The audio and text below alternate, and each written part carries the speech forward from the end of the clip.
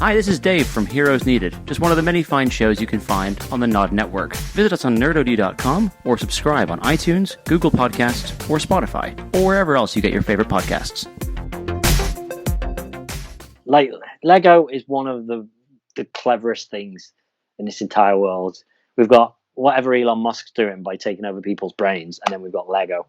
It's quite amazing.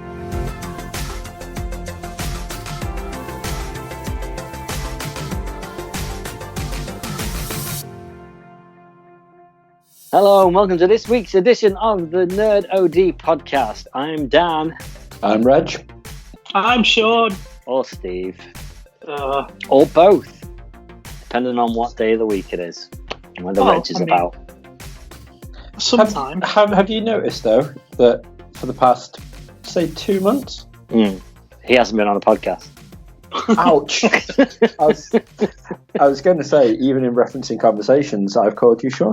Oh, I haven't been around enough to notice. So fair enough. It's when I've been talking to you via like Messenger and stuff. I've been like, "Oh, hi, yeah. Sean."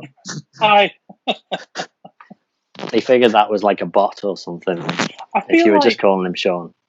I feel like dropping in every couple of weeks means that like my presence has more value. That's true, and it's nice to see everyone at home likes to see that you're alive. That's good. I am very much alive. Wow, been much. Been doing some DIY. Turns out, skirting boards, right, are to protect a small gap between the wall and the floor. Oh, right, okay. I didn't know that. So I pulled the skirting boards off and there's just this big, massive hole. We tried to get the bed in the spare room to go a different way. And and it wouldn't fit with skirting boards? Yeah, so we took the first one off. And then it still didn't fit. So then we took the second one off and I was covered in blood. And it was one of those situations that escalated. You know, you have an idea and you think, that'll be easy. And then you crack on with it. And before you know it, it's like that scene from 15 Stories High where he's pulling at the wallpaper because there's a little bit hanging off, and he pulls a little bit and then a little bit more, and then it goes away from him, and then the next scene he's pulling on the whole wallpaper because it's just hanging off. That was me with the skirting board. Just don't open the window because you would suffocate, because that's what happens in space. Oh yeah. Yeah. Do you want to see for those audio people? Sean's set his little background as he's like on a cartoon spaceship. It's exciting. Do you like my shirt, by the way? Yeah. Wearing a Troy and Abed t-shirt. Oh yeah, I can't quite see it. Oh, there you go, Troy and Abed in the morning. Oh no, you've got all weird. That was just weird. Yeah. What sort of experiments have they been doing in that? So it's been a couple of weeks, guys. We missed a week. That's the first week we've missed, I think, since COVID, since we came back. Am I right? Am I accurate with that? I think so. You are very accurate, sir. I think, like every other company, we can just blame it on COVID. The things companies have been blaming on COVID. Blame me going and having a lovely birthday long weekend in London on COVID. Definitely COVID's fault. To you. It was very weird. I've got several things I want to talk about this episode. One of them is my trip down to London. So we went on the Sunday, like early morning, like 5 a.m. or something like that, and drove to Thorpe Park. And this was my first taste of social distancing in theme parks. Oh, what was it like? So over this trip, I went to Thorpe Park, I went to Chessington, and I went to Legoland. Okay, and it was all very different. Thorpe Park, the demographic there is very much sort of, I guess, teenagers and kids, millennials. Those guys. None of us 80s kids. And they don't care. They don't really give a what, do they? No. That's the millennial way. Sorry, any millennials listening. So it was quite, and Thorpe Park's quite small and it's quite compressed. It's not like Alton Towers where you have to walk 20 minutes to get from one ride to the other. You're literally 4 minutes and you've crossed the park. It's a small park, very small. And apparently they're only filling these parks to about 60% capacity. Yeah. But then the rides are only running at about 60% capacity. So it was like, okay, it's August and it's a Sunday. It's probably going to be really busy, but yeah, maybe not because, COVID. And it was quite busy, and the queues were generally, at the exit, and they didn't really want to fill it up past the exit. I think the longest we queued was maybe about 2 hours for something. It was generally, I want to say Colossus, because it was, I think it broke halfway through the queue, but it was generally an hour to an hour and a half. And the problem is, obviously in a queue, they've put all these helpful dots on the floor, just like our supermarkets have done. And it's quite easy for you to just, right, you guys stand there, we'll stand here, you behind us stand there. Now, for me, I don't care what everyone else is doing in front of me. And I don't care what everyone's doing behind me, except for the person immediately behind. If we leave a gap between me and the next person in front, that's my job done. I just want the person behind to do the same, so there's a gap. And it was 50-50 on whether the person who was behind you cared. They would either just be standing right behind you and you sort of shuffle forward, and they shuffle forward. So it was a bit of a loss. All you could do was try and leave an obnoxiously large gap between you and the person in front, so they could notice and then go, "All right, this guy's actually cares about dying," that sort of thing. I've started in those situations. I've started just turning round and looking at the person. Doing the cinema turn. Someone talking behind you, though. No, I don't. No, I don't turn with my head. I turn with my whole body, and just facing them, and I just look at them. Okay. I'm like, what do you want? Across your what arms? Are we doing? Is it just? No, I'm just like, and it makes them feel really uncomfortable and take a step back. Absolutely. I mean, anyone staring at me like that, but no. Anyway. It sort of reminds them that I exist and I'm not just the back of the head. Okay, I have the front as well. I should have just worn a really big rucksack. Yeah. One that just stuck out miles. Like my old V-Fest one. Have like a what do they call a hula hoop? Yeah. But on a hat. With a... Or walk around with an umbrella constantly, just the biggest umbrella with spiky ends. But that was a fun day. I'm gutted though, because it's the first time I've been to Thorpe Park in, I want to say 2 years, since the Darren Brown ride opened. Did you go on it? No, because it's closed. Oh, no it's way. the only one that was closed because you have to put a VR headset on, and they're like, can't be bothered cleaning them every 5 minutes. Yeah. So they don't do it. No way. Yeah, and then it was bizarre. Some rides they would go, we're just going to fill every row. We won't. If you're a 2, you'll get a row of 4 to yourself, but there'll be a person in a row behind and a person in a row in front. And other rides they were like, no, every other row. It seemed to be very just willy nilly on whether it would. Yeah, absolutely. But from what I understand, there also needs to be a certain weight. Like they want to have a minimum weight. So I don't know why they don't just fill half the seats with those water-filled dummies just to keep the weight right. Do you know what I mean? Yeah. But I don't know. No single riders or anything like that. So that sort of speeds it up a bit. And no fast tracks either. The only sort of fast track-esque thing there was the ride access pass. So if you're disabled or anything like that, you can bypass that queue, can't you? Just don't stand in the queue for the hour. You go off somewhere else for the hour. But yeah, I mean that was Thorpe Park. The worst bit was getting in. So we got there for opening, and the queue. I mean, it was probably at least a half-hour queue to get in, and that was the first taste of people down south and of this age demographic, let's say, don't care. Yeah, they just want to go and have a fun day in a theme park. I'm going to London on Thursday. Okay. Well, that's where I was on Monday. City Centre. Yeah. So that's the next part of my story. But carry on. No. Well, you crack on. Well, the next day was my actual birthday, and the whole point of this trip was obviously eat out to help out for non-British people.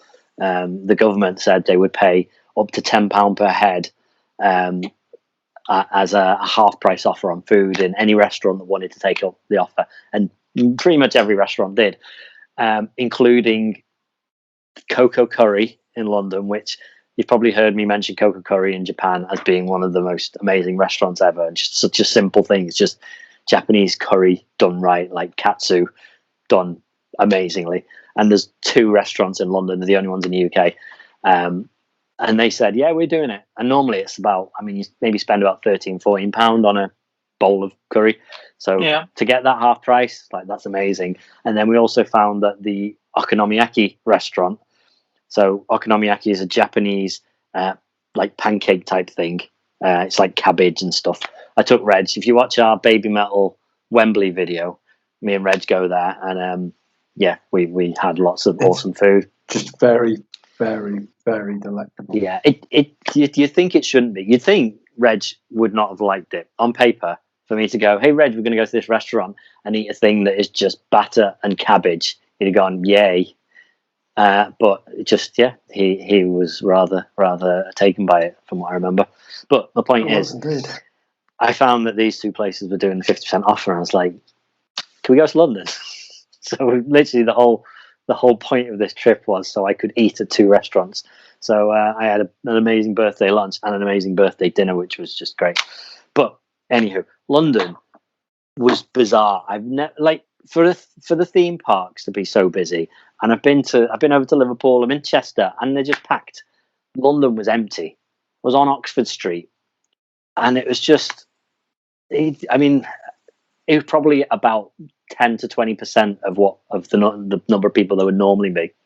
We walked into Hamleys, and that first floor, you go in, and you have all the people standing around doing card tricks, doing the collar pen things, flying those stupid little robots around and boomerang, all that rubbish, and just hundreds of people.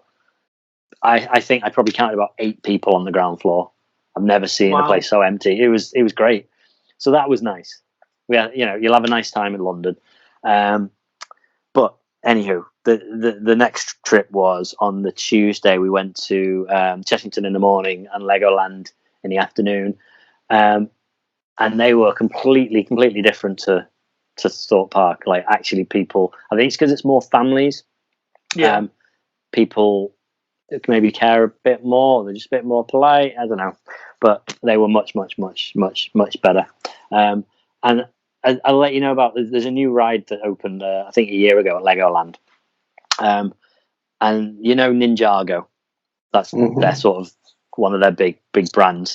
There's a ride, basically. It's like, you've been on Toy Story Mania, Reg, right? Yeah, it's like that. Okay, so you sit in a car. There's like, I think 4 along, and you go into a room in this car with about 4 other cars, and they pull up to a screen, and then stuff happens on the screen, and you shoot a gun or whatever, throw hoops in the Toy Story one, and you earn points. It's like any ghost train with a gun or whatever. But this one, you don't have a gun. You've got these sensors in front of you, and you're supposed to just go like that.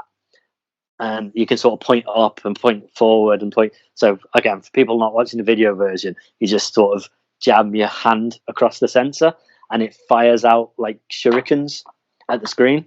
Right. And you think, oh, that's going to be loads of fun. After about 2 minutes of playing this, maybe the second screen, you're exhausted. Your arms, absolutely. Yeah. I've never ever been so tired. Like, you talked a couple of weeks ago about the Ring Fit. Yeah. Nintendo Switch Ring Fit, and all you're doing is squeezing and pulling on this ring, yet you get this ridiculous workout. This was like that. You just like that. Like, it nearly killed me. But it's for kids, though, right? And kids are psychopaths when it comes to energy. Yeah. I mean, I suppose the whole park's for kids, but it's also, it's for kids, but also Lego know exactly where the money is, and that's in the parents, and that's why, Lego for adults is starting to become a much bigger thing. Oh, I saw the Nintendo thing. It looks so good. Oh, the Nintendo screen, Land at Universal. Oh, no, the actual console. Yeah. It's amazing. Absolutely incredible. I've got a friend who bought it, and he's been sending me like videos of time lapse of him putting them together and little demos and stuff, and it is amazing. So again, if people don't know about it, it's literally, it looks. I think it is to scale, isn't it? It's a NES, Nintendo Entertainment System, and then a TV. And the first thing, the NES, you can you put the flap up, and you've got a cartridge, which again is right size, and it goes in exactly how it should, pops out when you need it. But I don't know whether you guys have seen it. There's a little hidden compartment along the side of it, and when you pop that up, it's got a miniature version of World 1 Level 2 of Super Mario Land. No. And you've even got the three warp pipes. So you've got to decide which one you want to go down. Yeah. And it's the one where you can go along the top, along the bricks to skip everything, and you can go skip through to like World 3 or whatever. It's got that miniaturized, just as this little like Easter egg. But then the TV has got a little handle on it, and when you wind the handle, it's like a conveyor belt on the screen. An actual Mario level spins around. So this little Mario that's attached to a stick actually goes through the level, goes up and down as you're going through the level. It's amazing. And the best bit is if you put the Mario on top. So the Mario from the Lego Mario set that I showed it off a couple of weeks ago, where you can bounce him around the level. If you sit him on the top, it'll play the music as it goes, and it'll do the sound effects as it gets to each bit. So if he lands on a toadstool or something like that, he'll make that sound. As if you get a coin, he'll go ba-ding. It's amazing. Like Lego is one of the cleverest things in this entire world. We've got whatever Elon Musk's doing by taking over people's brains, and then we've got Lego. It's quite amazing. Well, my trip to London's probably going to be a little bit different. We were going to go to visit a museum, but we had to pre-book in advance, and it's already filled up. Laura really wants to go to the Harry Potter Museum, which I haven't been to yet. Oh, right, okay. Yeah. That's quite a long way from London, but... Yeah, but and we don't do this often, but the hotel that I stayed in when I first got this new job, it's a really posh one on Westminster Bridge. Is it the one? Yeah, you've got the bridge, and if you're facing away from the Houses of Parliament, it's straight ahead, and it's got this sort of triangle. And it's of balconies, huge, it's like big glass thing. Yeah, I stayed in that. You say it's expensive. I spent £25 to stay in that hotel. When? About 5 years ago. I can't remember. Oh, was it on a deal? It was lastminute.com did an offer of secret hotels for £25, and I had a gig in London that I wanted to go to, and I'd just have a look. And it wouldn't tell you what the hotel was. It told you a rough area, so I knew it was going to be in London. Oh, what was it? Redbubble, red something. Well, this was just lastminute.com. Yeah. And if you took the description that it gave you of the hotel and put it into Google, it then found the lastminute.com listing for the actual hotel. So I was like, it's that hotel. It was brilliant. And it's got really nice underground spa as well, hasn't it?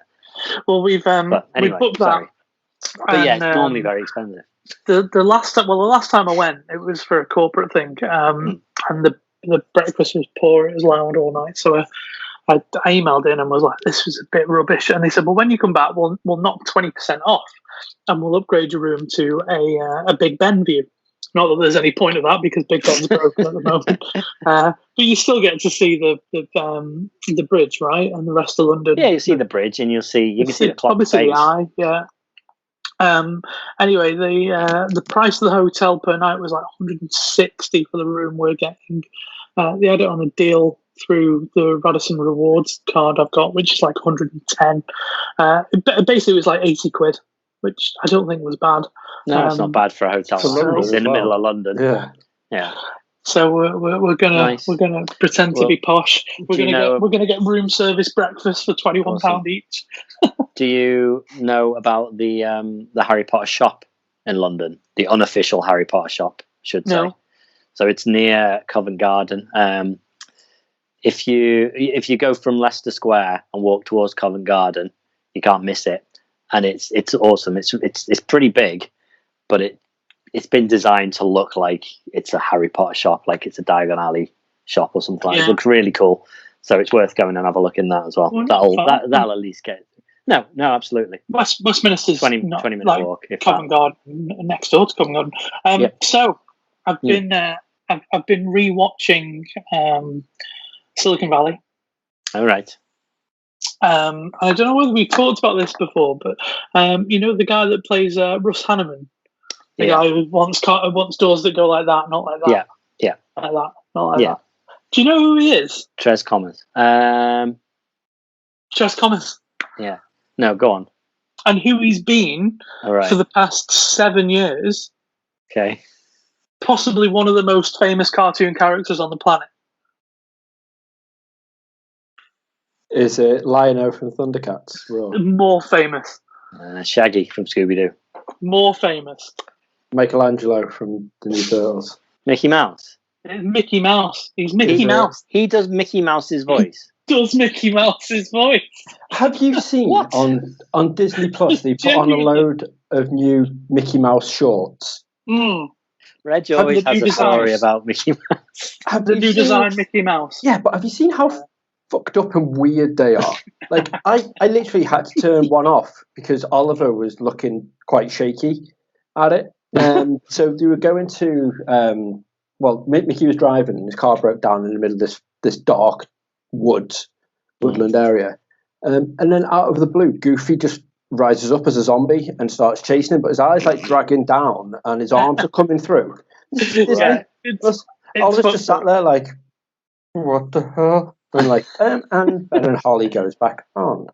And I was like, fucking hell. I thought I could leave him watching special guests. While I went and made a brew in the kitchen. And I come back and I'm like, fucking hell, I can't even do it. Like the other one before it was, you finally realised that the running joke of them is the fact that one wears pants, like Mickey Mouse wears pants, Donald Duck only wears a shirt. So they go into a greasy spooner type place where Goofy's cooking up some burgers. And he just spits down at the grill, looks at them and goes, "Oi, you two, get out!" And starts like proper kicking off in a weird accent that doesn't sound anything like Goofy. Yeah. And he's just like, "Can't you read? No shirt, no pants, no service, get out." So they decide one of them is going to get naked, and then the other one wears a shirt and pants and goes and buys the stuff. Makes perfect sense.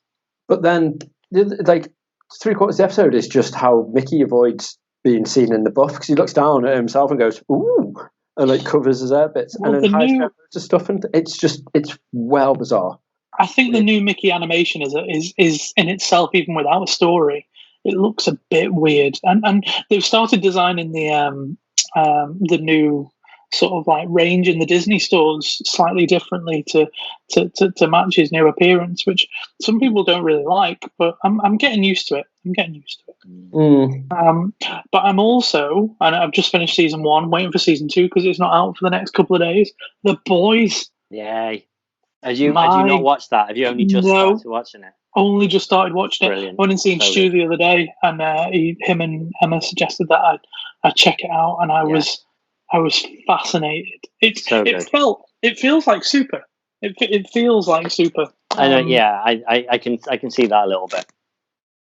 But no, I really enjoyed it. It is. I'm annoyed. I'm only I got I think 3 till the last of it until my Prime ran out on the trial. And I was like, no, and there's no reason for us to get Prime at all. There's no point in spending money just for a streaming service. No, and that we don't really do so because we very rarely order anything from it. So there's no point in that.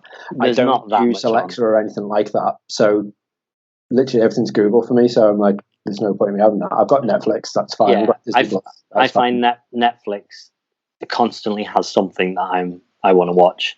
Whereas Amazon, I know Amazon, I want to but I feel like I've just recently got Amazon, and it was partly but they offered me another free trial, and I was like, yeah, okay, great, because I want to watch this and that, but I can see an end to what I want to watch. Whereas Netflix, every single month there seems to be something. I'm like, right, brilliant, well worth watching. I want to watch that one. I accidentally stumbled onto your Netflix account the other day. I pressed the wrong button, and I was looking just being nosy. I was looking through your watch list. Your account, so I mean, I know it's yours. I mean, they're separated out so you can share them. Yeah. I think is a really good idea. Because another reason to keep in mind is if you look at the pricing structure, I've got a 4K TV over here. Well, I've actually got a HDR TV, and to get Netflix with 4K and HDR, you have to have the package that you share with other people. So it makes it pointless to have the free one. You know what I mean? And I know you've got a TV. I'm not sure whether it's got HDR, but I'm pretty sure it's got 4K. Yeah, it does. So you everyone's taking advantage. But I know I was looking through your watch list, and what was on there? There was a couple of things on there that I was like, "Oh my god, has he not seen that yet?" Like, I know Better Call Saul was on there, and that's probably because of the fact that I've been pestering you about it. And I know I put that on. The first thing I watched when I got Netflix was Breaking Bad. Yeah, I was like, because I again, we've talked about it loads, but I watched the first season. I was like, yeah, it's fine. I never went any further with it, but I was like, all right, look, let's just get through this. So I put Better Call Saul on as the next one to watch, but I never started it. I've heard it's better. It is better. Yeah, 100% better. It's got to be, because we tried Breaking Bad again, and we only got about 3 episodes into season 2. Oh, it's a shame. Like, I just can't. But it's the same as that Ozark. Everyone raves and raves and raves about Ozark and says how good it is. And we got through season 1, and we're just about to start season 2, and we were like, let's just watch this first, and we put something else on and never went back to it. And we've done that with so many shows on Netflix that I don't know if it's just because it's there and it's always going to be there. So it's like when we have the conversation about the PlayStation Plus games and the Game Pass and stuff, because they're always going to be there and they're free and you don't think about it. That you won't you'll go to the ones that you've recorded personally and watch all that sort of stuff first, and then when they've run out, you'll go, you know what? Actually, because I'm paying a lot more money for Sky than I am with even though my Netflix and Sky is now combined into the one because I've got Sky Q. But it is just like, that's like the afterthought of what to go to, and then when you do get on it, we're like, we've got so much to watch. What do you want to do? And we'll flick through stuff and be like, you know what? Fuck it, let's just go to bed. Well, who else is watching Ozark? And I was gonna give it a go, but it sounds like it's probably not worth it. Apparently, I'm the only one. Because my brother watched it and was like, "You've got to see it through." He was like, "Honestly, it gets so fucking good." And then randomly, about 7 or 8 people after I went on the rant the other week about it. 7 or 8 people on my Facebook just like, how is no one watching Ozark yet? It's by far the best show that's ever been on telly. And I'm like, there's so many people that I know randomly have just started watching it and said it's incredible. And I'm just like, I don't get it. No. It doesn't. Another person that's watching it is Donald Fagen's wife. Okay. Because I've been listening to the Scrubs, Fate Doctor's Real Friends, and there was this bit I wanted to share with you guys. So apparently they're big Disney nerds and big Muppets nerds and stuff. And so Donald got married in Zach's house or Zach's garden, because apparently Zach's got this massive garden. And they had this big, group of singers to sing at their at the wedding. And this is one of the songs that they sang. Can I play it for you? I sent this to a couple of people. I found it adorable. Hang on, listen to this. Everything is grand. I got the whole wide world in the palm of my hand. Everything is perfect. It's falling into place. I can't seem to wipe this smile off my face. Life's a happy song when there's someone by my side to sing along. Do you recognise it? From the Muppets movie, right? It's from the Muppets movie. Yeah. I was listening to this coming back from Scotland the other day, and I was crying in the car. Like, I was that emotional. Oh. I have problems when it comes to that cast. I really do. Where am I up to? I'm up to the one where they're talking about when JD and Elliot have just broke up the first time, after the pizza day. Well, I think it's in season 1.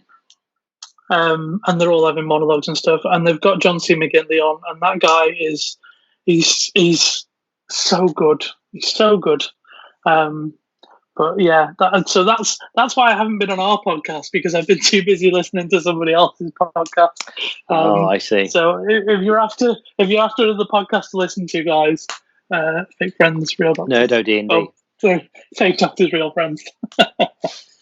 Or Nerdo D&D. All that, yeah. Well, while we're talking about Netflix, I think we mentioned a couple of weeks ago, Reg, that we wanted to talk about Umbrella Academy season 2, and it was fair warning to everyone that we would talk spoilers. You have finished it? Yeah. Good. Okay, and you have, haven't you, Reg? Yeah, I think I was the first one to finish it, wasn't it? Yeah, I think so. No, I've heard loads of mixed things. I've heard people saying like some it's like Ozark. People seem to love it or hate it. I think it's great. I think it's one of the best things on Netflix. Yeah, that's a strong claim. I think it's great. It's out of their original programming. I think it knocks Stranger Things out of the park, and quite a few others. Yeah, that's really not hard. I think Stranger Things is overrated. It's overrated. Massively overrated. Yeah. I mean, don't get me wrong, it's good. I enjoy it. I watched the whole 2 seasons and I didn't dislike it. I just don't understand why every time I go into Primark, it's like overflowing with Stranger Things stuff. Yeah. Because they can't get rid of it. That's why. Because the best show on the on Netflix was the OA. I'll fight anybody that says otherwise. I did get through season 2, by the way. And what did you think? I mean, it was great. But that ending was just like knowing that it's never coming back. It was hard. It was very tough to see. Reg, you're never going to watch it, right? We got through again. That was another one we got through about 2 episodes and then forgot about it. It's a hard watch. Well, it's a hard watch. It ends basically. Basically, the end of season 1, they go through to a parallel universe. They do that dance thing. And they go through to parallel universe, and season 2 is run through that parallel universe. And at the end of season 2, they go through to another parallel universe, but the parallel universe is ours, where Netflix exists. Ours. And they're filming the OA season 2. They're the actors. Rather than being the characters, they're actually the actors. They've gone into their bodies. So, and he says his name, doesn't he? What's his name? John Hamm. John Hamm. Yeah. Yeah, he's married to her, apparently. That's what he says. That he says my wife. He says that about whatever her name is. I don't know. Maybe I heard something, but anyway, it's just like it would have been an amazing cliffhanger to go right. What are they going to do with this? But to get to the cliffhanger and then they go, yeah, we're not making any more. They wrote it. It's written down. They didn't just do that. They didn't just do that as a we're getting cancelled. Let's just be silly. They had a plan for that season. Absolutely, and it would have been. I still say to this day, wouldn't it have been amazing if the cancellation on Netflix was part of the show? Mm-hmm. It would have been so good. Yeah, but they're not that clever, so never mind. No, I'm not talking about the writers. I'm talking about Netflix. No, I get that. I do get that. But in terms of Umbrella Academy, have either of you read any of the comics? No. So only bits and pieces. I keep on when they're doing like, what's different in this? Well, the thing is, it's totally different. You've got the basis of the characters. I get that bit, but it's very weird and cartoony. The comic, whereas this is a lot crazy. Yeah, this is a lot more. It might not seem it. It's a lot more grounded. But it's like The Walking Dead. It's really nice knowing what a story is, and then seeing how they're doing it differently. So, like the second book is called Dallas, and it is all about assassinating the president. And the first season is all about the white violin and everything like that. So it's nice how you can see where it's sort of heading, but it veers all over the place. Yeah. Well, it seems like, I mean, if you look at other shows that have been adapted from books or cartoons, it's so difficult to bring a book or a comic to screen, like verbatim or honestly. Yeah. They all seem to be kind of just loosely based or strongly based. But there's definitely parts that don't fit on a TV show. Yeah. But I think that's just because, I mean, I was thinking about this, about the Last of Us TV series they're doing. And however, I was going to say, however disappointing. The second game was great, plays great, but the story did just frustrate me a bit. And to think like how they would translate that, I can absolutely see certain parts working, but in other ways, them having to change it massively to get it to work on TV. And it's just how TV works differently. To once you've got that interactive element, it's different. You feel like you're in that game, but when you're watching a TV show, I'm more interested in where have they decided this story is gonna go, and you just I'm trying to think of a time when there hasn't been a conversation or an exchange publicly about what was better. Or the books were better, or the TV shows were better. Oh yeah, in every single. But I can't think of a time when it's been. Oh, it's exactly the same. No. I mean, because it can't be.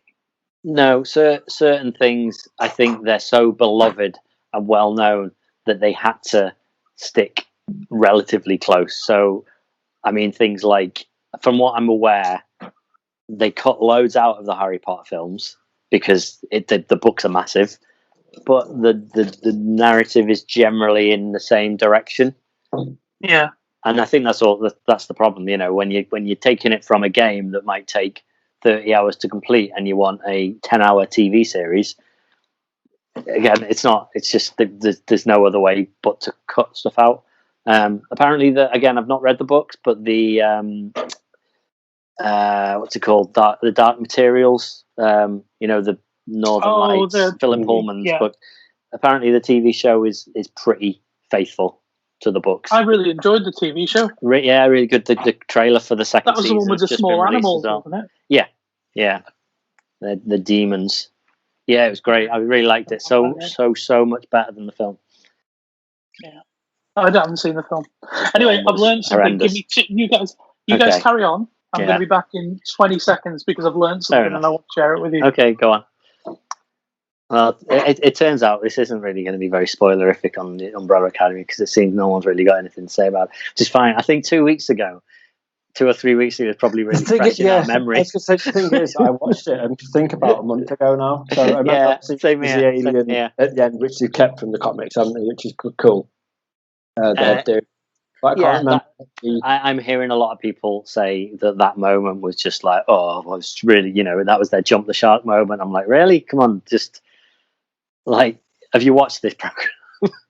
Wow. There's so much weird stuff going on. I really, really enjoyed season 2. I thought it was very good. There wasn't any sort of filler. I found in season 1 there was some filler. A little bit. The only thing I don't like, and didn't like season 1, didn't like season 2, and I think it's just because I just despise her with a passion. It's fucking what's her name? The boring. I can never remember her name. Ellen Page. Ellen Page, yes. Her face annoys me in fair enough everything. That was freaky. Steve just appeared from nowhere. Beyond Two Souls, she was horrendous. Yeah. And she's bad in there. She's bad in everything. I know people say she's a great actress, but there's nothing redeeming about her. No, she's very one note. Like I think she's a relatively good actress doing what she does, but that's what she does in everything. Has she ever smiled in anything? Are we aware? just out of interest. Maybe there was a big question mark about why she was playing a straight woman in season 1 because she said about she'll never play a straight character again. And I think it's that Netflix turned around to her and said, "Listen, you only have to be straight for 1 season, promise." Look, we've got this. Bear with us. That's how they got around. Maybe. Yeah, it was. I'm so impressed by the budget they throw at these programs now as well. Like, I don't know, something like you watch something like Game of Thrones, and for some reason I almost expect that to look great because of the setting. And okay, it definitely had its dodgy CGI moments, but on a whole, it looked pretty good. But then these programs like that and like Stranger Things and things, I just think, I don't know, when it looks as good as it does, it looks like a $200 million film because it pretty much is a $200 million TV show. And that's the thing, they don't give it the budget. They don't get 1/10 the budget of a feature-length film. They get that, like each episode is getting roughly the same amount of budget as a feature-length film. It's sometimes more. Like if you think about how much money they spent on Westworld per episode, it's ridiculous. The gross of Westworld, the net cost of Westworld for some of the episodes exceeds some top 50 IMDb movies. It's insane, ridiculous. Have you watched on? Oh, sorry, go on. Do your learning thing. No, it's all right. Go on. No, I was going to say, just have you watched on Netflix The High Score? No documentary. Oh my god, it was so good. Is it? Because I've not looked at anything of it other than I saw the trailer, and immediately whenever there's anything that is a game, the documentary or TV show, it's always the same. Like it looks like it's done by someone who doesn't know anything about games. Oh no, that's just all not right. This is done so well in that aspect. It's just they're like, oh, let's make it look like Pac-Man, and it just always has that same visual. Is this a 6-episode thing that talks about different? Yeah.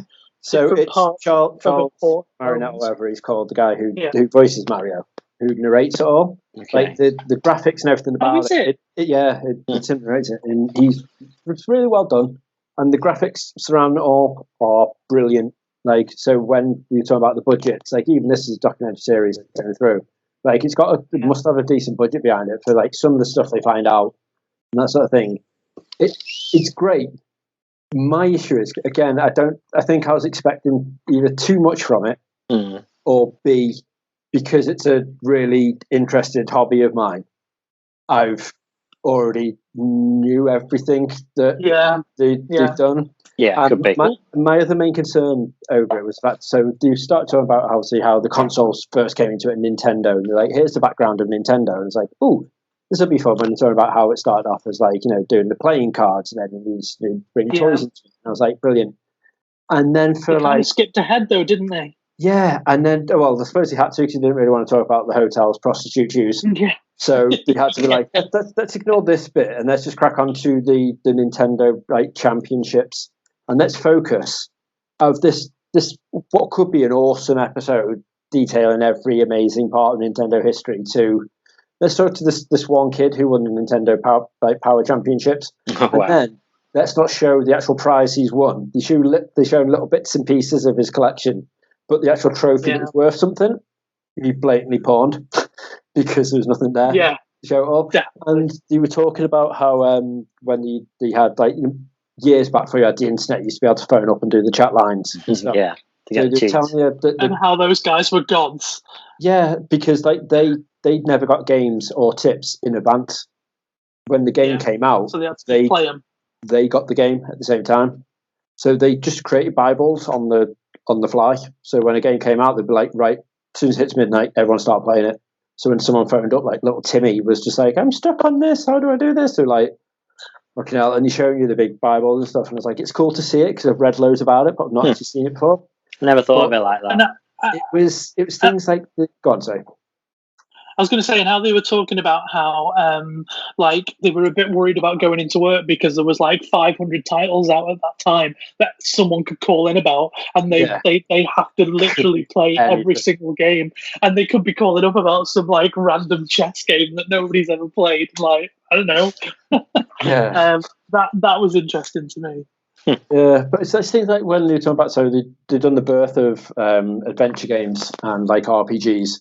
So they're focusing on RPGs and stuff, and then they were right at the end of the episode, they were like, and that turns us into JRPGs. And then so Final Fantasy started off as just it was going to be a one-off. But now it's a multinational selling £1 million fucking gaming franchise. Not what happened throughout that process. They did a tiny little bit of the artwork from the first one to be I was the artist on it, and now I do crazy things that I didn't expect to have to do. Yeah, and then it makes you think, who is this for? Yeah, if you're interested in it because you like games, you're absolutely right. You know all of this. Yeah, and the stuff that is of interest, you go, yeah, people won't be interested in that. And I'm like, no, I was. That's why the first one I watched was adventure and RPGs. I'll watch that one. What annoyed me was how they dedicated that one episode talking about the demise of Atari based on that ET game, and then they were talking about the guy that made that ET game. And they went into I promise I didn't mean to do it. Yeah, but they went into the background of how that happened. Like, it happened based on the fact that they asked this teenage kid if he could do, because he just finished, what other game did he just finish that was a success that he had like 9 months to do, and they were like, look, can you do ET in 9 weeks? And he was like, yeah, all right. Like, yeah, that was the first thing. But the second thing, and this is what really gets me, what really annoys me, is it wasn't him that was responsible for that game. It was Spielberg. He had the final say. He had the sign off on it. And he also, and they made a point in this show, he had very little input on what it was going to be like. Like when that kid first went to talk to Spielberg and was like, what do you want it to be like? You know, what kind of game do you want it to be like? And he was like, can you not just make Pong again? Like, can it not just be like Pong? Like, Spielberg was completely uninspired for the game. And when they asked him if the game was okay, and Spielberg was like, yeah, it's fine, it's his fault. Spielberg was the reason why Atari failed. Wow. I won't hear anything else. He had a lot of say on ET. Like, even the ride at Universal Studios, that ride is never allowed to be removed unless he says so. That the deal was, yes, you can have an ET ride, but that it's there forever, and unless I say you can get rid of it. But it is iconic, isn't it? It's great, but even though it feels so old. It annoys me so much, and I'll never It'll be there, innit? Yeah. What about when he dies? Well, maybe that's the time. Maybe that's when they get rid. But let's not talk about Steven Spielberg dying. Yeah. Well, the other thing that got me about this show was how they were talking about the how Nintendo USA got sued. By was it by Universal or by Universal? Because of the likeness to King Kong with Donkey Kong. Right. Okay. So they were saying, look, we're going to sue you because you've copied our character, basically. And so they brought this solicitor guy in, didn't they? This lawyer, and he came to defend Nintendo US, and they made this big point about the fact that because Nintendo USA was such a small company at the time, because remember it's from Japan, if they would have lost this case, then it would have disbanded Nintendo US. There wouldn't be a Nintendo US. So he was like paramount to the future, and he ended up arguing the case by being like, well, look at all these other comparison people that that they were looking at, like Kong automobiles and stuff, and all these other fair trade common license things that he was like, if you're going to sue us, you need to sue all them too. Anyway, they won the case. Of course they did. And Nintendo said, right, we're going to make a character based on your name to say thank you. Guess what his surname was? How do you not know this story? I didn't know it either. Jack Kirby. It's Kirby. Yeah, goes up because he also won the fight as well, because it turns out Universal didn't actually own the rights to fucking King Kong. Oh, is that why? They didn't mention that. Yeah, so that's what they were saying. It was like, yeah, but he is our character, and he's got a damsel in distress, and that's it. So that's why Jack Kirby was like, well, look at all these other things that reference it. So you've got the pizza place, you've got the automobile place, you've actually got a tower in Italy or something like that that's called Kong Tower. They've got all these things. He made this joke. You don't own the rights to anything. Yeah. It's not the Jack Kirby, the cartoon, the comic. No, the writer or anything. No, okay. No, he's a very stuffy solicitor. It showed a picture. It showed a picture of his boat, and on the side of the boat it said Kirby and Kirby font on there. No, sorry, it said Donkey Kong, didn't it? He's got a Donkey Kong boat, and he made a joke. He said, I did consider suing Nintendo US for using my name because they didn't have permission to. But what was really sad was at the end in the credits, John Kirby. That's it. Jack Kirby. John Kirby. He said that he died last year, which is sad. But yeah, that's where Kirby comes from. All right. What was your thing you wanted that you learned that you wanted to go and tell/show us? So, happy Halloween, everybody! Wait, can't see it. Actually, I might. Okay, hold it there again. Yeah.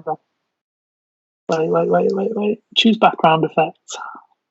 You have a Mickey Mouse cup. There you go. Yep, I see it. Right. A Halloween Mickey Mouse cup. Okay. Because happy Halloween, guys! It's nearly that time. Nearly that time. In like 2 months. Right. Oh, for goodness sake. He's learned to do the cup song, Reg.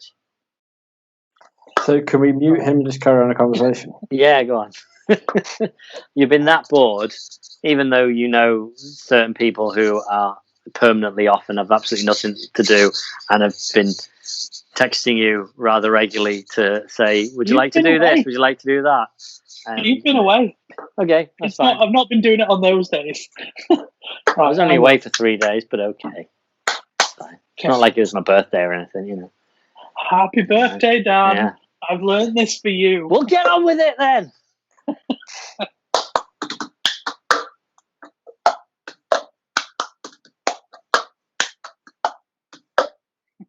That's great. Okay. Could you hear that? Yeah. I don't understand why there's not another rhythm that people do, because everyone does that same one. Because that YouTube woman. Yeah, no, it's from a game that the Americans play in the Girl Guides, right. And what they do is imagine there's someone sitting next to me here, right? Mm-hmm. I'm here. You pass the cup on to the next person. They do that. Yeah. And then they do the same thing. Gotcha. So, yeah. Well, TikTok video that... did you? That trended for about 5 minutes. And no way. Yeah. What's the most likes you have?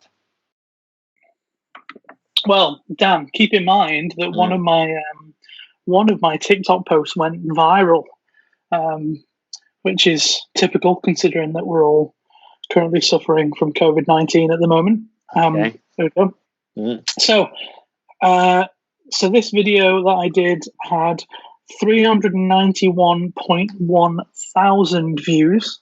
Okay. Had 66 comments and 9,615 likes. Which video? It's me. I'll send you a link to it, and you can post it up. It's just because you want another view of it. Yeah. He's like, I'm not going to tell you what it is. It's me doing butters. So can you see that? Oh, that one, the sitting backwards on the toilet. I did see that one. But I thought you sit on the toilet this way. So you have that nice little shelf for your comic book and your chocolate milk? Well, because then you got the flusher right here. No? Oh, geez, that's embarrassing. You're supposed to And that's the one that I know for a fact that you went out and bought chocolate milk, especially so you could record that video.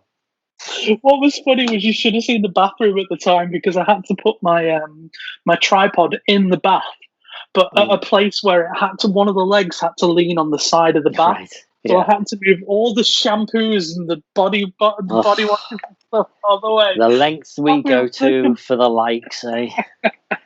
And did you post your SoundCloud in the comments so people could link? And by that I mean, did you link them through to the podcast and stuff? I didn't. Take the opportunity, or at least put another one up immediately after, going, "Hey guys, I do a podcast." What I might do is post that exact same video from the Nerd OD account and see what happens. Why not? See if it has another round. That's what happens over TikTok, isn't it? Things just, as long as it makes it onto the front screen, the front page, it'll get viewed. Did you see, several thousand. Talking about trending stuff, did you see Macaulay Culkin's tweet yesterday? Nope.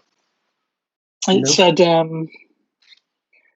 said, just to make you guys feel old, I'm 40.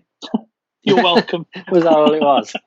Yeah, wow. That's all. Yeah, fair enough. I fell down a rabbit hole, speaking of old things, before. So Fresh Prince of Bel-Air, they've just announced that they're doing a reunion special because it's turned 30 years old. this year. So HBO are doing a reunion where they're getting everyone together, apart from obviously the first Aunt Viv. Because we all know she's batshit crazy. And Uncle Phil. Oh, she's crazy now. Obviously Uncle Phil, because he's passed.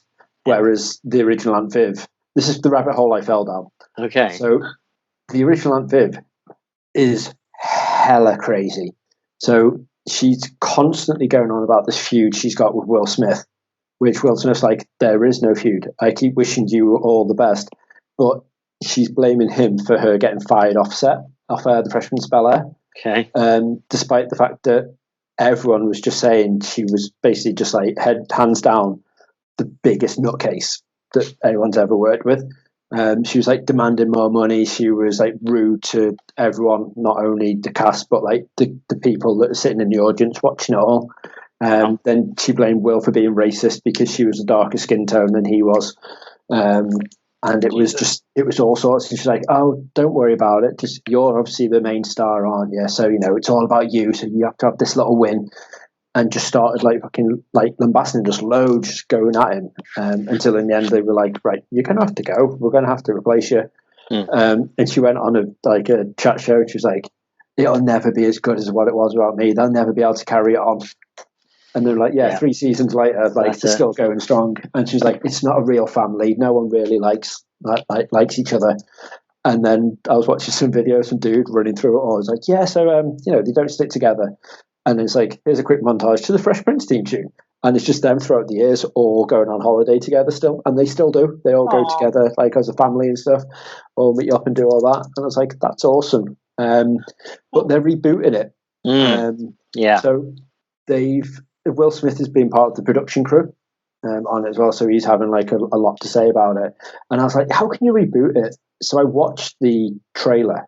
Yeah, well, the fan film. Yeah, exactly. So a year ago, they released this fan-made trailer of a gritty reboot called Bel Air, and it was literally just like a dramatic retelling of Will's story. If you could imagine like Boys in the Hood.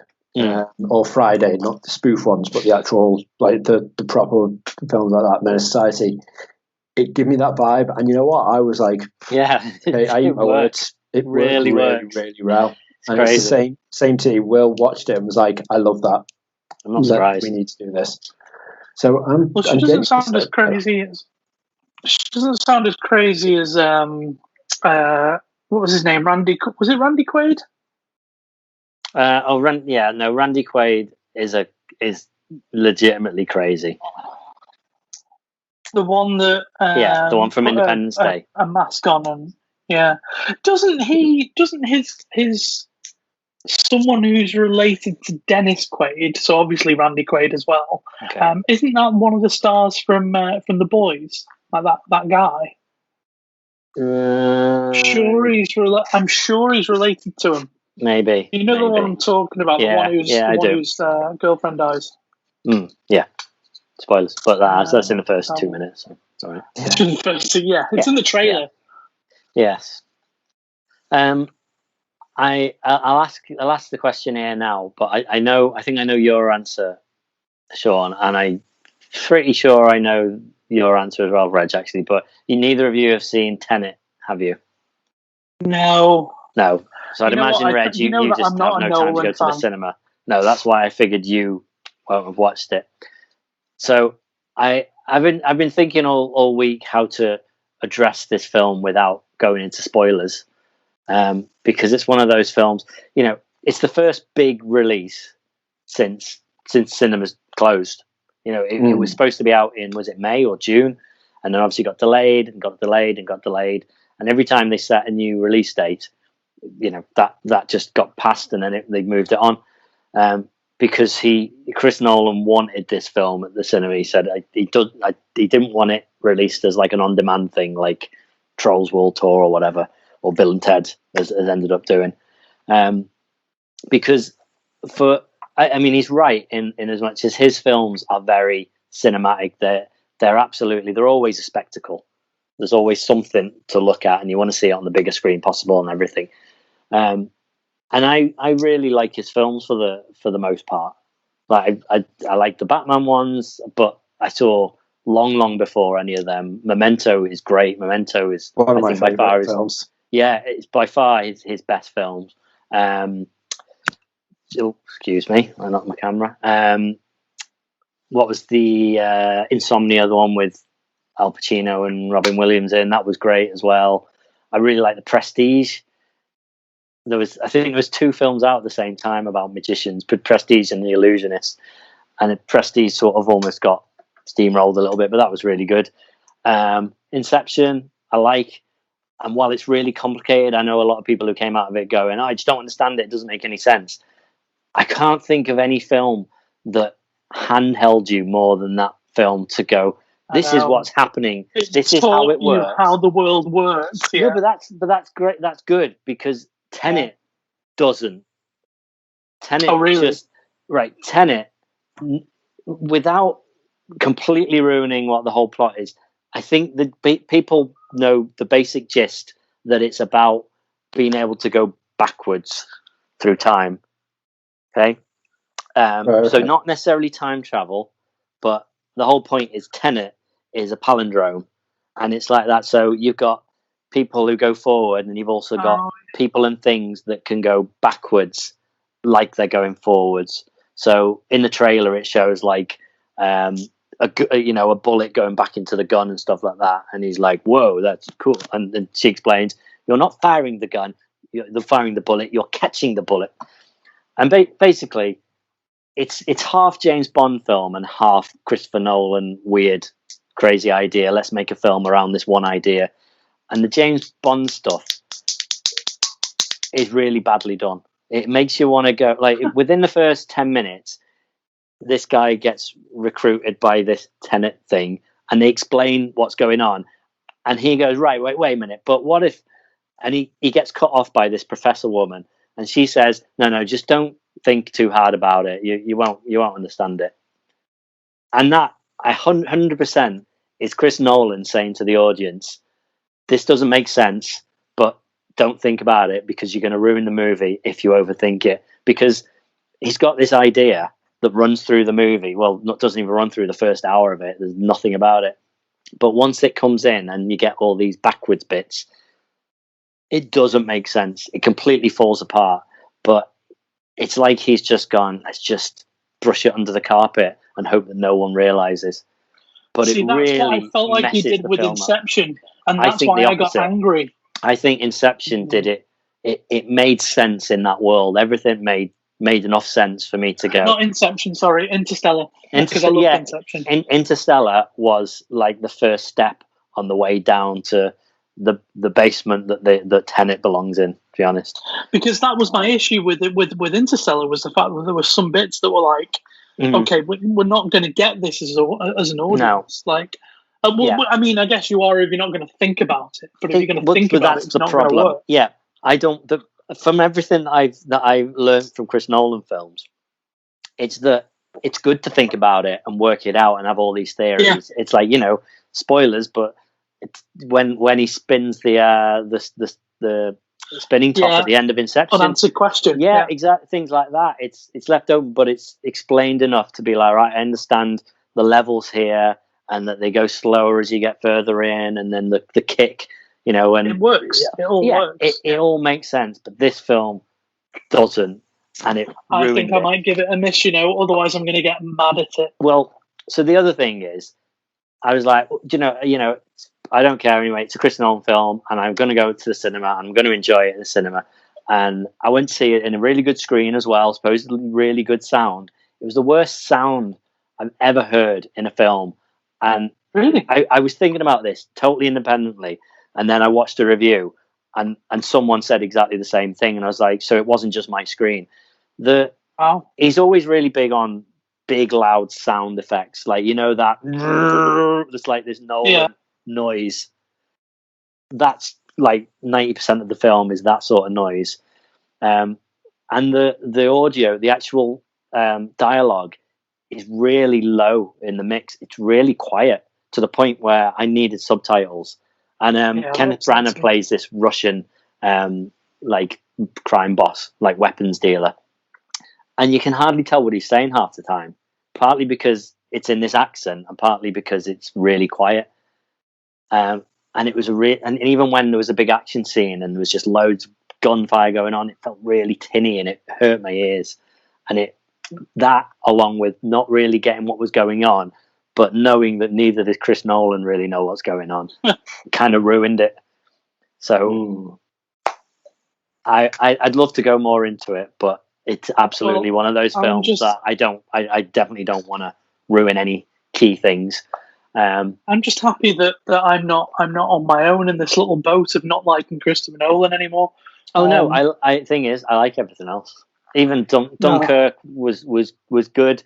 I like Dunkirk. I was disappointed that it was like, I think before Dunkirk came out, I was like, it's not. I want a Chris Nolan film. But Chris Nolan films are these, it's almost like an M. Night Shyamalan film. You expect a certain thing from it. You expect this really slightly confusing, but if you just think about it enough, it starts to make sense sort of film. And I thought it wasn't going to be that at all. It was just going to be this war film. Unfortunately, it did have an element of that with the whole, it showed. I'm trying to remember now. It followed like 4 characters, didn't it? And it was like 12 hours, 12 days and whatever. It was. You didn't know that it was at different times, but then it would all build up and end at the same point. And I thought that was really clever, that there was all these little twists and things. You suddenly went, okay, that makes more sense now. So I appreciated that. Go on. I was going to say, if you'll allow me to, because you just mentioned M. Night Shyamalan. M. Night Shyamalan. I wanted to loop back on that. To what's his name? The kid from Sixth Sense. Haley Joel Osment. Yeah. Have you finished on Tenet yet? On what? On have I Nolan? Finished talking about it? I kind of, yeah. Go on. Because I just wanted to, because I'd also just got IMDb up because I wanted to check on that kid that plays Huey Campbell. Right.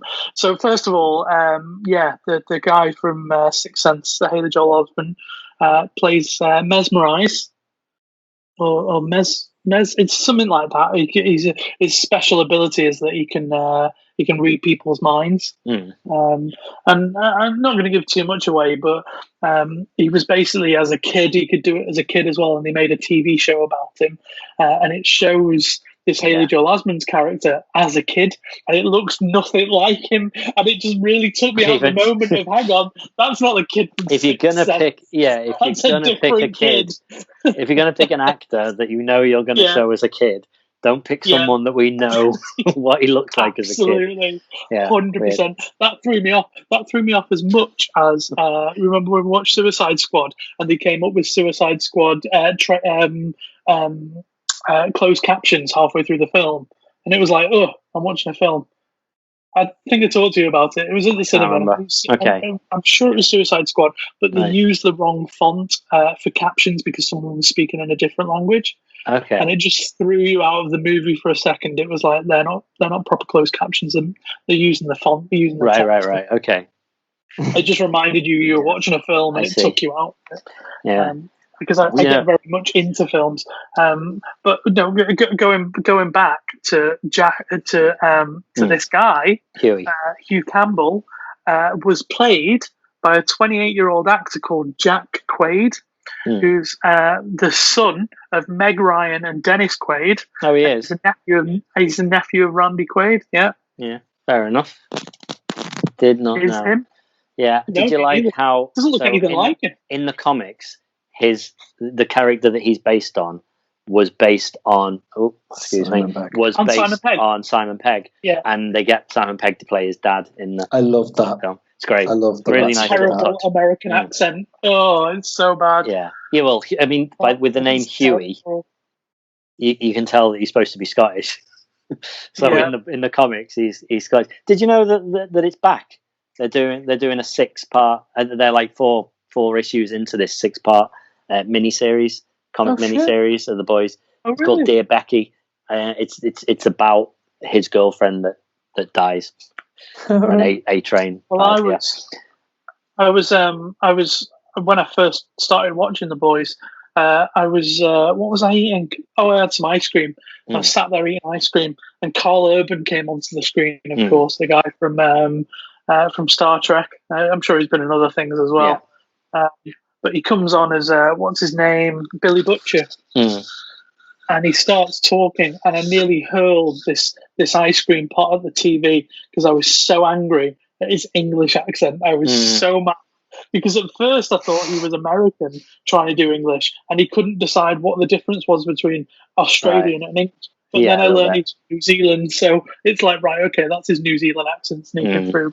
But he's terrible at English. He's so bad. Well, it's supposed to be a really thick Cockney accent, so he's doing that typical. It's just bad. It's just bad. He's generally, apart from the accent, he's great, and he's generally really good in anything. He was great in Dread. There was a show that was on Sky that was only lasted one season, and he was a cop, and he had a partner that was an android.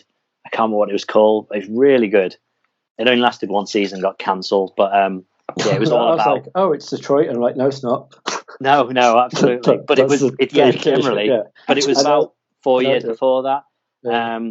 But yeah, anyway. We need to wrap up because I've only got about 8% battery left. But you mentioned Suicide Squad. We obviously won't talk about any of them now. We haven't talked about anything from DC Fandom, which was there was so much. Last week was frustrating because it felt like in an E3. Like the next day, I went onto YouTube and I was like, "Oh great, I've got a Batman trailer. Oh okay, I've got a Suicide Squad trailer. Okay, we've got a new Wonder Woman trailer." It was just everything. The Suicide Squad game. Justice League Snyder Cut, which seemed like the world's most pointless trailer, and Zack Snyder is obsessed with the Leonard Cohen version of Hallelujah. Yeah, like do you remember the really awkward sex scene in Watchmen? Yeah, with that music playing. God. It's such a bad. I know that's the original and everything, but it's such a bad version of that song. Like my original was a Jeff Buckley version. So no, not the X Factor version. Fair enough. But infinitely better. It just anyway. Yeah, there's a lot we need to talk about those as well. And Batfleck coming back. Batfleck, yay! In the Flash, which I can't believe is still happening with Ezra Miller, but fair enough. Great. See, I just think they're trying to. I just think they're monopolizing on the fact that Marvel are in between stories at the moment. They've gone, right, okay, let's take advantage because they couldn't really compete. I don't think they can. I still don't think they can entirely, but it's just they need to have their own thing, and at least they're trying to do that. They're monopolizing on this time. Yeah. I mean, it makes sense what Sean's saying because it is the perfect time for him at the minute to be like, hey, check us all out. The downside is that when the stuff comes out, it's usually pretty shit. Yeah. Like, I like the look / feel of the new Batman, the Batman trailer. The thing I don't like though, and it's not because it's Robert Pattinson, before anyone says it, I don't like the fact they've used Nightwing as Batman. He looks like you've got like, how do we design the Batman to be slightly different than everyone else's interpretation? Right. You know how he used to have that guy that was Robin, and then he moved him across into Nightwing, and he had that cool emo look. Yeah. Well, right, maybe it's that that's they're saying like Joker film and Justice League and that Batman and the Batman from the film, they're not connected, but maybe they are. Maybe this is like a Batman replacement. It's like when they did Batman of the Future and stuff like that, and it was another Batman. Maybe that. Maybe it could have the hint as to why that's the red that they focus in on. It the could red. Be, and I think the Joker is going to be connected to it in that these are, because you see sort of Joker-esque people, don't you? I think the idea is, I think they're hinting at it being these are his followers. 2 decades, 3 decades after he was, he did his thing in the Joker film. Anyway, I'm worried. Go on, wrap this up because I'm worried that the. Sorry, I just wanted to say really. I just wanted to say really quickly, it's testament to the marketing guys from DC and the trailer makers as to how well they do. Because I always get excited about these movies. It's just when I go and watch them, it's like so anticlimactic. Yeah, it's like, oh, okay. So I just won't be fooled anymore. No. It's not going to happen. But the Suicide Squad game looks good though. Given that, and the Suicide Squad movie literally looks like, really feels like a Guardians of the Galaxy movie, not in space. It felt like it had that same attitude. I genuinely didn't think that the trailer was going to end. That casting trailer, I was like, another one. Another one. So many people. It's like insane. But that's the point. Scenes, footage and stuff look really cool. They're going to get wiped out within the space. Exactly. That's the point. They're like, look, we can get 20 massive cast members and kill half of them off, and then move on. But anywho, well, we might have a proper talk about this. Well, I think next we need to, because I really want to. Yeah. So about how I'll be in Denmark next week, so as long as I'll check time zones, but hopefully I can Skype in from Denmark. Awesome. If not, me, you, and Dave will do one. Sure. Yeah. But either way, someone else is going to have to edit, so I'm just putting that out there now. So, anywho, thank you for watching, and thank you for coming onto the pod, you guys. Always a pleasure. Thank you. But just before we do go then, what did you get for your birthday? Did you get anything exciting? No, not really. No, of course I did. I got let me show you my Lego set. I knew there'd be something. No, a Lego Tokyo. Oh, I saw the video. How awesome is that? Yeah, I put up a video of my hamster attacking it. It was great. he just did it of his own accord. It wasn't even set up. The sound effects were added. I wouldn't have guessed that bit. Yeah. And we had a nice time down in London, and we got some t-shirts and lots of fun stuff, and it was awesome. It's excellent. That's it. Yeah. Nothing off you guys. I haven't seen you. Honestly. That's okay. So, how long did I wait to get my birthday present? Yeah, well, that was in the throngs of COVID. Anyway, we better go. How long was it? Because I wait at the same time. It was a while. Happy Christmas. Well, it was either that or I killed your entire family by bringing you the Japanese COVID that everyone was scared I had. Would I have been angry about that? True. You'd have had Japanese food, so no. Anyway, thank you. See you next time. Bye, everyone. Bye. Toodles.